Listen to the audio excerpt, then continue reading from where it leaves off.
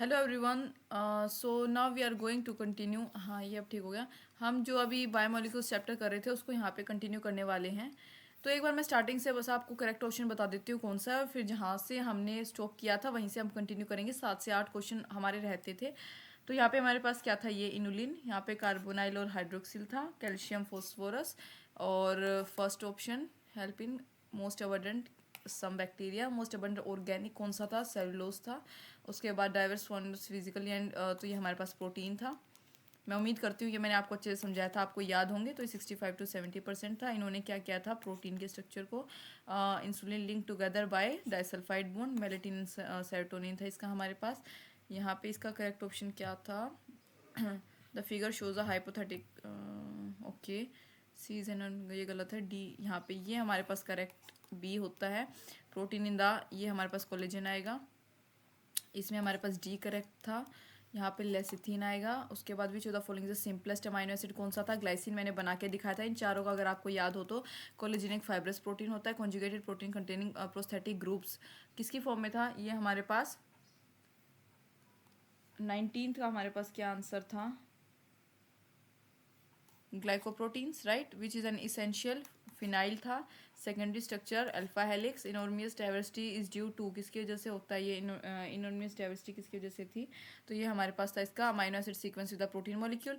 Jeans are packaged basic protein, बताया था मैंने आपको। प्रोटीन सिंथेसिस एक एनिमल सेल में टेक प्लेस इन, हाँ 24th क्वेश्चन पे थे आई गेस हम, राइट। सो यहीं से कंटिन्यू करेंगे।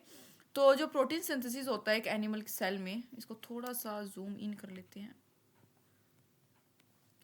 जो प्रोटीन का सिंथेसिस होता है एक एनिमल सेल में, टेक्स प्लेस इन, किस में वो अपना मतलब कि काम करता है, ऑब्वियसली उसका सिंथेसाइजेशन कहाँ पे होता है, तो only in cytoplasm, in the nucleus, in cyto, बिल्कुल ठीक है, माइटोकॉन्ड्रिया में भी और साइटोप्लाज्म में भी। उसमें प्लांट फिजियोलॉजी में पढ़ेंगे हम ये चीज़। वहाँ पे हमारे पास एक पूरी साइकिल है, क्रैब साइकिल है, टीसीए, कौन सी साइकिल है वो मेरे को ध्यान नहीं आ रहा। वहाँ पे आपको ये माइटोकॉन्ड्रिया, साइटोप्लाज्म वगैरह, वहाँ पे उसमें इसकी सिंथेसिस का एक कुछ जिक्र है, वहाँ पे हम पढ़ते हैं, हालांकि मेरे को इतना ही ध्यान आ पा रहा है फिलहाल। देखो साइटोप्लाज्म में जो प्रोटीन की सिंथेसिस है वो राइबोसोम्स तक ही हो सकती है सिर्फ, ठीक है, restricted to the ribosomes. Mitochondria में जब हम बात करेंगे तो वो एक सेमी ऑटोनोमस ऑर्गेनिल होता है, मतलब कि उसका खुद का जेनेटिक मशीनरी होती है प्रोटीन की सिंथेसाइज में। तो करेक्ट ऑप्शन सी आएगा। Amino acid are produce from, किससे बनते हैं अमाइनो एसिड, क्या बताने की जरूरत है, ऑब्वियसली, सॉरी ये प्रोटीन क्यों कह रही हूँ मैं, अमाइनो एसिड से आगे चलकर प्रोटीन बनते हैं, लेकिन अमाइनो एसिड खुद किससे प्रोड्यूस होते हैं, अल्फा कीटोन एसिड से प्रोड्यूस होते हैं। ध्यान से क्वेश्चन पढ़ेंगे आप, जैसे अभी मैंने जल्दबाजी में कर दिया, ऐसे नहीं करना है। अमाइनो एसिड का जो मॉलिक्यूल होता है वो कंसिस्ट करता है एक सेंट्रल कार्बन बॉन्डेड, किसके साथ बॉन्डेड होता है, जो अमाइनो ग्रुप के साथ, अमाइनो ग्रुप यानी कि NH2 के साथ। उसके बाद एक कार्बोक्सिलिक ग्रुप यानी कि COOH। तो ये हमारे पास किससे जो है एक अमाइनो ग्रुप होता है NH2, एक कार्बोक्सिलिक ग्रुप होता है COOH, एक हाइड्रोजन एटम होता है और एक कार्बन चेन होती है या फिर रिंग होता है उसके साइड्स में। Which one of the following is the most abundant protein, most abundant protein, दोबारा से हमारे पास ये रिपीट क्वेश्चन आया है। कोलेजन, कोलेजन के बारे में थोड़ा सा सुन लो।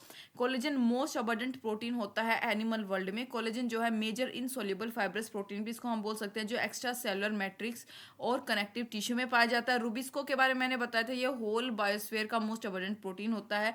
जो मोस्ट कॉमन म्यूटेशंस होती हैं ये सब्सटीट्यूशन होती है ग्लाइसिन रेसिड्यूज की, जो कि क्रूशियल होती हैं to formation and function of collagen triple helix by larger amino acids. All दो टाइप 1 कोलेजन की अगर मैं बात करूँ, ये मेजर स्ट्रक्चरल प्रोटीन होता है both for both bone and skin. Mutation की अगर मैं बात करूँ टाइप 1 कोलेजन जीन्स में, तो वो एक बोन डिसीज कॉज करता है, ठीक है। Which of the following organic compound is the main constitute of lecithin, तो यहाँ पे पूछा गया कि लेसिथिन का कौन सा ऑर्गेनिक कंपाउंड जो है लेसिथिन का मेन कॉन्स्टिट्यूएंट है, यानी कि मेन प्रोडक्ट आप बोल सकते हो कौन सा है, तो वो है फोस्फोलिपिड। लेसिथिन की जब मैं बात करती हूँ, लेसिथिन का दूसरा नाम ही क्या होता है, फोस्फो एटिडाइकोलाइन, याद रखेंगे ये, फोस्फो एटिडाइकोलाइन जो है इसका नाम होता है। ये क्या होता है कि नेचुरली अकरिंग फैटी सब्सटेंस होता है, जो रेफर टू एज, जो कि मतलब किसको रेफर करता है, फोस्फोलिपिड को। It is important in cell structure and metabolism, ये किस में इंपॉर्टेंट होता है, सेल स्ट्रक्चर में और मेटाबॉलिज्म में।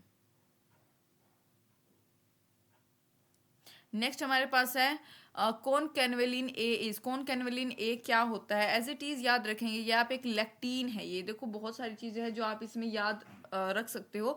कॉनकेनवेलिन ए जो है एक सेकेंडरी मेटाबोलाइट होता है, दैट इज लेक्टीन। लेक्टीन एक मेनोज या फिर इसको हम ग्लूकोज बाइंडिंग प्रोटीन बोल सकते हैं, जो कि आइसोलेट किससे होता है, जैक बीन्स यानी कि कैनावेलिया एंसिफोर्मिस इसका जो है साइंटिफिक नाम होता है।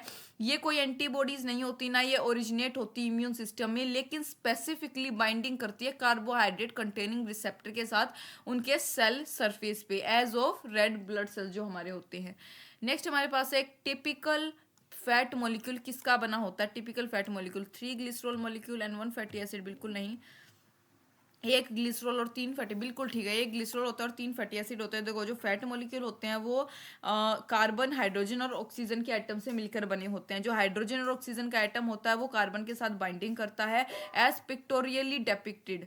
ठीक, मतलब कि जैसा आपके एनसीईआरटी की बुक में डेपिक्ट कर रखा है, दिखा रखा है, वो एक टिपिकल फैट मॉलिक्यूल के पास एक ग्लिसरॉल होता है, 3 फैटी एसिड के मॉलिक्यूल होते हैं, एज इट इज याद रख सकते हो आप इसको। एक फोस्फोग्लिसरेट इज ऑलवेज मेड ऑफ, एक जो फोस्फोग्लिसरेट होता है वो हमेशा किससे बना होता है, ये पूछा गया है। Only unsaturated fatty acid, unsaturated unsaturated, बिल्कुल ठीक है, बी ऑप्शन यहाँ पे हमारे पास करेक्ट होगा। एक सैचुरेटेड और एक अनसैचुरेटेड फैटी जो है एसिड, जो कि एस्ट्रीफाइड होता है किसमें, ग्लिसरॉल मॉलिक्यूल में, जिससे कि एक फोस्फेट ग्रुप भी अटैच होता है फोस्फोग्लिसरेट्स बनाने के लिए। फोस्फोग्लिसरेट क्या होता है, मेजर स्ट्रक्चरल कंपोनेंट होता है सेल मेम्ब्रेन का। दे आर देयरफॉर, इनको हम मेम्ब्रेन लिपिड्स भी बोल सकते हैं। लेसिथिन इसका ही एक वन सच एग्जांपल है। Lipids are insoluble in water, lipid जो है वो वाटर में इनसोल्यूबल होते हैं, क्योंकि लिपिड मॉलिक्यूल्स आर कैसे होते हैं, वाटर में जो सोल्यूबल नहीं हो वो क्या क्या बोलेंगे, हाइड्रोफोबिक। ऑब्वियसली जो वाटर में सोल्यूबल नहीं हो सकता, हाइड्रोफोबिक का मतलब जो पानी से डरे, तो खुद ही हिसाब लगा लो, अगर आप पानी में नहीं जाते, ठीक है, तो इसका मतलब क्या हो, आप हाइड्रोफोबिक हो, आपको पानी से डर लगता है। सिमिलरली लिपिड्स वाटर इनसोल्यूबल है, सोल्यूबल होते तो हाइड्रोफिलिक, यानी कि हाइड्रो वो उनसे प्यार करते हैं। बेसिकली क्या बोल सकते हो आप कि ये न्यूक्लियोफिलिक जैसे कि टर्म होती है, न्यूक्लियस लिविंग जिसको हम बोल सकते हैं, ये काइंड ऑफ ऐसी टर्म है, आप याद रखने वाली आपकी ट्रिक है जिस हिसाब से आप याद रख सको। तो हाइड्रोफोबिक होते हैं इस वजह से ये वाटर में इनसोल्यूबल होते हैं, राइट। अब दोबारा से सुनो, थोड़ा सा एक्स्ट्रा बता रही हूँ, वर्बली ध्यान से सुनना। वाटर अट्रैक्टिंग मॉलिक्यूल जो होते हैं उनको हम हाइड्रोफिलिक बोलते हैं, ठीक है, जो वाटर लविंग हो उनको हाइड्रोफिलिक बोल देते हैं। वाटर रिपेलिंग यानी कि जो वाटर से दूर भागे वो मॉलिक्यूल हाइड्रोफोबिक कहलाते हैं। अमाइनो एसिड साइमल्टेनियसली कैरी करते हैं पॉजिटिव और नेगेटिव चार्ज, दोनों चार्ज कैरी करते हैं ये। इन सब्सटेंस को हम क्या बोलते हैं, ज्यूटराइंस। आपको पता होगा ज्यूटराइंस कौन से होते हैं, जो both has acidic and basic function कर सकते हैं, एसिडिक एंड बेसिक। तो लिपिड्स आर कंपाउंड, कार्बन किसके कंपाउंड होते हैं, लिपिड कार्बन के, हाइड्रोजन के, ऑक्सीजन के, लेकिन जो रेशियो होता है हाइड्रोजन और ऑक्सीजन के बीच में वो मोर देन 2:1 होता है। दैट इज जो रेशियो होगा ऑक्सीजन का वो किससे कम होता है, कार्बोहाइड्रेट्स के कंपैरिजन में कम होगा। लिपिड्स इनसोल्यूबल होंगे वाटर में, लेकिन ये नॉन पोलर सोल्वेंट कौन से होते हैं, नॉन पोलर सोल्वेंट का मैं आपको एग्जांपल दे सकती हूँ, जैसे क्लोरोफॉर्म हो गया, बेंजीन हो गया, उसमें ये इजिली सोल्यूबल हो सकते हैं। मोस्ट कॉमन लिपिड जो सेल में पाया जाता है वो कौन सा है, फोस्फोलिपिड होता है। वो एक हाइड्रोफिलिक यानी कि पोलर हेड कंटेन करता है, और एक हाइड्रोफोबिक यानी कि नॉन पोलर टेल कंटेन करता है।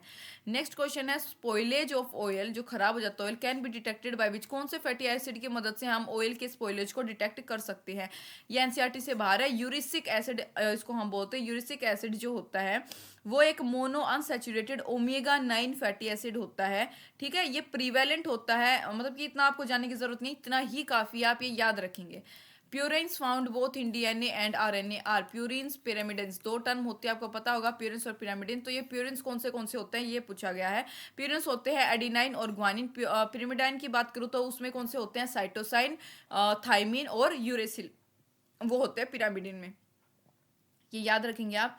नेक्स्ट हमारे पास क्वेश्चन है लास्ट वन, गिवन बिलो, ये डायग्रामेटिक रिप्रेजेंटेशन दे रखी है of one of the category of small molecular weight organic compound in living tissue, identify the category shown and one blank column x. यहाँ पे कौन सा होगा ये बताना है हमें, ठीक है, कौन सा यहाँ पे करेक्ट ऑप्शन है इसमें से, cholesterol guanine, amino acid component NH2, nucleotide adenine, nucleoside uracil, D option यहाँ पे हमारे पास करेक्ट होगा इसका।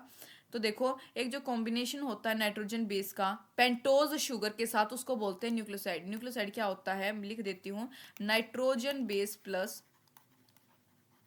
पेंटोज शुगर, क्या बोलते हैं उसको, न्यूक्लियोसाइड। जो नाइट्रोजन बेस है वो कंबाइन कर लेता है शुगर मॉलिक्यूल के साथ, उसके फर्स्ट कार्बन एटम एटम पर इन अ ग्लाइकोसाइडिक बॉन्ड, ठीक है, बाय वन ऑफ इट्स, उसके एक नाइट्रोजन एटम की मदद से, डिपेंडिंग अपॉन, मतलब कि पेंटोज शुगर के टाइप के ऊपर डिपेंड करता है कि न्यूक्लियोसाइड डिफरेंशिएटेड होगा राइबोन्यूक्लियोसाइड्स में या डी ऑक्सी राइबोन्यूक्लियोसाइड में, राइट। तो मैं उम्मीद करती हूँ आपको जो है पीवाईक्यू समझ आए होंगे, कुछ आपको ये आइडिया मिला होगा कि बायोमोलिक्यूल से क्वेश्चन किस प्रकार आते हैं। ये सबसे बड़ी समस्या होती है क्योंकि हम पढ़ तो लेते हैं, तो हमारे केमिस्ट्री में भी अभी हम केमिस्ट्री के रिगार्डिंग भी बायोमोलिक्यूल सोल्व करेंगे, ऐसी बात नहीं है।